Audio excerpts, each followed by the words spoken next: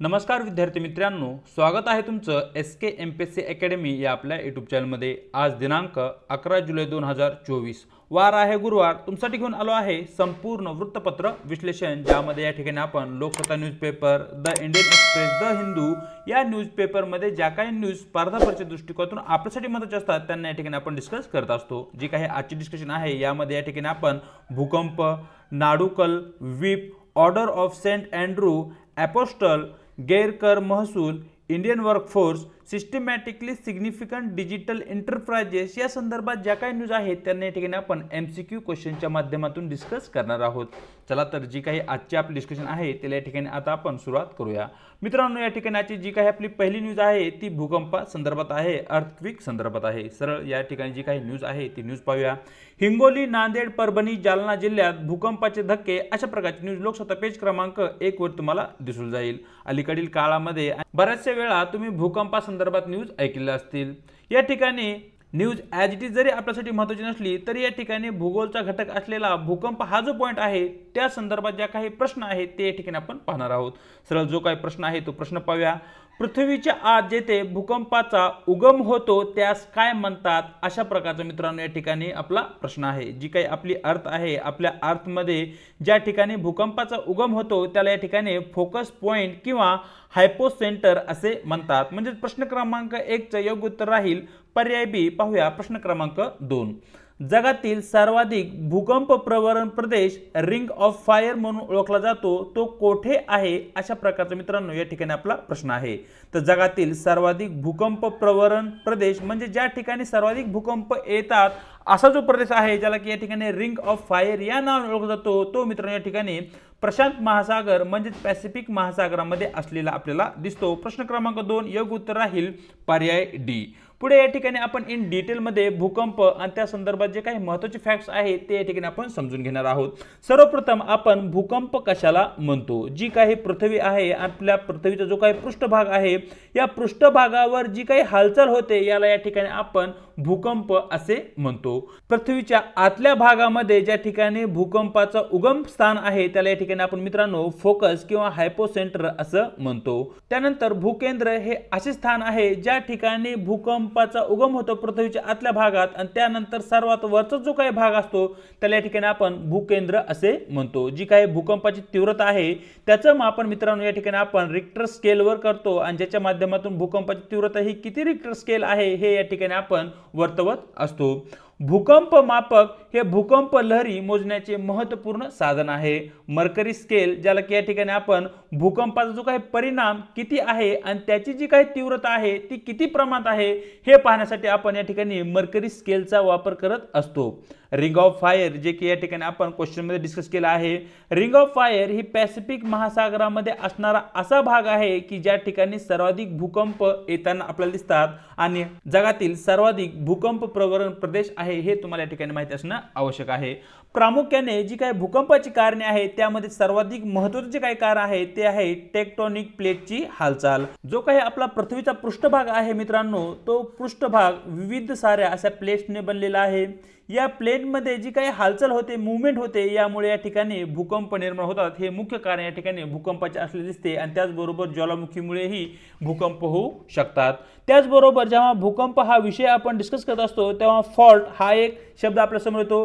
Fault म्हणजे जे काही पृथ्वीचा पृष्ठभाग आहे त्या पृष्ठभागावरती जे काही फ्रॅक्चर आहे ज्याच्या बाजूने या ठिकाणी हालचाली होतात त्याला या ठिकाणी आपण फॉल्ट असे म्हणतो। फॉर एक्झाम्पल या ठिकाणी हा जो एरिया पाहू शकता तुम्ही दोन प्लेटच्या मधला याला या ठिकाणी आपण फॉल्ट असे म्हणतो। भूकंपाचे जर परिणाम पाहितलं तर या ठिकाणी सर्वात महत्त्वपूर्ण परिणाम त्सुनामी। जर भूकंप समुद्रामध्ये झाला आणि त्या ठिकाणी निर्माण होणाऱ्या ज्या काही समुद्राच्या लाटा आहे यामुळे त्सुनामी येऊ शकतो, तशा प्रकारची त्सुनामी भारतामध्येही आलेली आहे 2004 साली। हे तुम्हाला या ठिकाणी माहिती असणं आवश्यक आहे। सर्वात मोठा भूकंप आतापर्यंत जगामध्ये 1960 मध्ये आला जो की चिलीमधील वाल्दिविया या शहरामध्ये आला होता, ज्याची की तीव्रता 9.5 रिक्टर स्केलवर मोजण्यात आली होती। जेव्हा एखाद्या भागामध्ये भूकंप येतो त्यानंतर काही लहरींची निर्मिती होते, ज्यामध्ये एक आहे प्राथमिक लहरी ज्यांना की या ठिकाणी आपण वेव्ज असे म्हणतो। या सर्वात वेगवान भूकंपीय लहरी आहेत आणि प्रथम सिस्मोग्राफद्वारे यांची नोंद केली जाते, म्हणजे सर्वप्रथम सिस्मोग्राफवर यांची नोंद होते हे तुम्हाला या ठिकाणी माहिती असणे आवश्यक आहे। प्राथमिक लहरी पी वेव्ह हे या ठिकाणी आपल्यासाठी महत्त्वाचं आहे। त्यानंतर सेकंडरी वेव्ह असतात, ज्याला की या ठिकाणी आपण दुय्यम लाटा किंवा द्वियम लहरीही असं म्हणतो। पी वेव्ह पेक्षा यांची गती मंद असते आणि या फक्त घन पदार्थामधूनच प्रवास करू शकतात, परंतु ज्या काही प्राथमिक लहरी आहेत त्या द्रव पदार्थामधूनही या ठिकाणी प्रवास करू शकतात किंवा वाहू शकतात हे तुम्हाला या ठिकाणी माहिती असणं आवश्यक आहे। जर या ठिकाणी आपण आपल्या देशाचा विचार केला तर आपल्या भारतातील जो काही हिमालयाचा प्रदेश आहे या हिमालयाच्या प्रदेशामध्ये मोठ्या प्रमाणावर भूकंपाचे धक्के बसताना दिसतात। याच्या मागचं मुख्य कारण म्हणजे या भागामध्ये इंडो ऑस्ट्रेलियन प्लेट आणि जी काही युरेशियन प्लेट आहे यांची बाउंड्री असलेली आपल्याला दिसते। भारतामध्ये आतापर्यंत सर्वात महत्त्वपूर्ण किंवा मोठा जो काही भूकंप आहे तो आहे भुज भूकंप, जो की गुजरातमध्ये आला होता, जो की 2001 मध्ये आला आणि ज्याची तीव्रता 7.7 रिक्टर स्केलवर पाहायला आपल्याला भेटते। अलीकडे 2011 मध्ये तोहोकू भूकंप जो की जपानमध्ये आला, ज्यामुळे मोठ्या प्रमाणावर विनाशकारी त्सुनामी लाटा आला आणि त्यामुळे जपानमध्ये मोठ्या प्रमाणावर जीवित आणि वित्तहानी झालेली आपल्याला दिसते। आणि त्याचबरोबर या ठिकाणी जे काही आण्विक विद्युत केंद्र होतं त्याचेही या ठिकाणी मोठ्या प्रमाणावर नुकसान झालं होतं। सर्वाधिक भूकंपाची जी काही तीव्रता आहे ती भूकंपाच्या केंद्रस्थानी असलेली आपल्याला दिसते। भारतामध्ये नॅशनल सेंटर फॉर सिस्मॉलॉजी देशभरातील जे काही भूकंप आहे त्या भूकंपाच्या हालचालीवर लक्ष ठेवण्याचं कार्य करते। हे असे काही महत्त्वाचे फॅक्ट या ठिकाणी आपल्यासाठी महत्त्वाचे आहेत। साइडला तुम्ही पिक्चर पाहू शकता, या पिक्चरच्या माध्यमातून एकदा जो काही भूकंप आहे त्याचा जो काही एकूण आराखडा आहे तो या ठिकाणी आपण समजून घेण्याचा प्रयत्न करूया। मित्रांनो, ज्या ठिकाणी भूकंपाचा उगम होतो त्याला या ठिकाणी आपण फोकस पॉइंट म्हणतो आणि तो फोकस पॉइंट या ठिकाणी तुम्ही पाहू शकताय। फोकस पॉइंट नंतर सर्वप्रथम किंवा सर्वात जवळचा जो काही पृथ्वीचा पृष्ठभाग असतो त्या पृष्ठभागावर जेव्हा भूकंप लहरी धडकतात त्याला या ठिकाणी आपण इपिसेंटर म्हणतो, हेही तुम्हाला या ठिकाणी माहिती असणं आवश्यक आहे। सर्वप्रथम ज्या लाटा निर्माण होतात त्यांना या ठिकाणी आपण पी वेव्ज म्हणतो आणि त्यानंतर निर्माण होणाऱ्या ज्या काही लाटा आहेत त्यांना या ठिकाणी आपण सेकंडरी वेव्ज म्हणतो। पी वेव्ह या लिक्विड आणि सॉलिड अशा दोन्ही प्रकारच्या पदार्थांमधून वाहू शकतात, परंतु ज्या काही सेकंडरी वेव्ह आहे ते केवळ सॉलिड पदार्थामधूनच वाहू शकतात। यानंतर जे काही फॉल्ट, क्रॅक अशा ज्या काही कन्सेप्ट या ठिकाणी आपण डिस्कस केल्या आहेत त्याही तुम्ही या ठिकाणी पाहू शकताय। तर अशा प्रकारे इन डिटेलमध्ये भूकंप आणि त्या संदर्भात जे काही महत्त्वाचे फॅक्ट्स होते त्यांची या ठिकाणी आपण चर्चा केली आहे। पाहूया आजचा आपला पुढचा प्रश्न। प्रश्न क्रमांक 3, प्राचीन भारतीय इतिहासात नाडुकल या शब्दाचा संदर्भ काय आहे? अशा प्रकारचा मित्रांनो या ठिकाणी आपला प्रश्न आहे। राज्यसेवा असेल, यूपीएससी असेल, यामध्ये अशा प्रकारे एका शब्दावर आणि त्या शब्दासंदर्भात माहिती या ठिकाणी बऱ्याच वेळा प्रश्नामध्ये विचारलेली आपल्याला दिसते। तर मित्रांनो या ठिकाणी प्रश्न क्रमांक 3 चा आपलं योग्य उत्तर राहील पर्याय ए। नाडुकलचा या ठिकाणी अर्थ होतो हिरो स्टोन, म्हणजे जे काही संगम साहित्य आहे जे की आपल्याला प्राचीन भारतामध्ये खाली दक्षिण इंडियामध्ये दिसतं, या ठिकाणी हिरो स्टोन म्हणजे असे वॉरियर ज्यांचे की मूर्ती या ठिकाणी दगडावरती कोरलेले आहे, जे युद्धामध्ये त्या काळी वॉरियर म्हणून समाजामध्ये ॲज अ हिरो म्हणून त्या ठिकाणी पब्लिश झालेले होते। प्रश्न क्रमांक 3 योग्य उत्तर आहे पर्याय ए। पाहूया प्रश्न क्रमांक 4 जो की मित्रांनो या ठिकाणी विप संदर्भात आहे, जो की एक पॉलिटीचा प्रश्न आहे। सरळ प्रश्न पाहूया। खालील विधाने विचारात घ्या। विधान क्रमांक 1, भारतीय संसदेतील व्हीप संकल्पना न्यायपालिकेच्या मतदान हक्काच्या व्याख्येतून प्राप्त झाली आहे, अशा प्रकारचं आपलं पहिलं विधान आहे। विधान क्रमांक 2, संसदेतील व्हीप प्रणालीचा मुख्य उद्देश म्हणजे कायदे मंडळाची जी काही प्रक्रिया आहे ती सुरळीत चालवणे सुनिश्चित करणे। अशा प्रकारची 2 विधान आपल्याकडे आहेत आणि यापैकी कोणते विधान बरोबर आहे असं या ठिकाणी आपल्याला प्रश्नामध्ये विचारण्यात आलेलं आहे। तर मित्रांनो या ठिकाणी जे काही विधान क्रमांक 1 आहे ते चुकीचं आहे। भारतीय संसदेमध्ये जी काही व्हीप संकल्पना आहे ही संकल्पना न्यायालयाच्या मतदान हक्काच्या व्याख्येतून आलेली नसून ती पारंपरिक स्तरावर जे काही ब्रिटिश रूल आहे त्या ब्रिटिश रूलच्या अंतर्गत आलेली आहे। त्यानंतर विधान क्रमांक 2 अगदी बरोबर आहे। संसदेतील जी काही व्हीप प्रणाली आहे हिचा मुख्य उद्देश या ठिकाणी जे काही कायदे मंडळ आहे त्याची जी काही प्रक्रिया आहे ती सुरळीत चालवणे हा मुख्य उद्देश या ठिकाणी व्हीप या प्रणालीचा असलेला आपल्याला दिसतो। म्हणजे या ठिकाणी प्रश्न क्रमांक 4 चे योग्य उत्तर राहील पर्याय बी केवळ विधान 2 बरोबर। पाहूया प्रश्न क्रमांक 5 जो की या ठिकाणी मित्रांनो Order of Saint Andrew the Apostle या संदर्भात आहे। सरळ जो काही प्रश्न आहे तो प्रश्न पाहूया।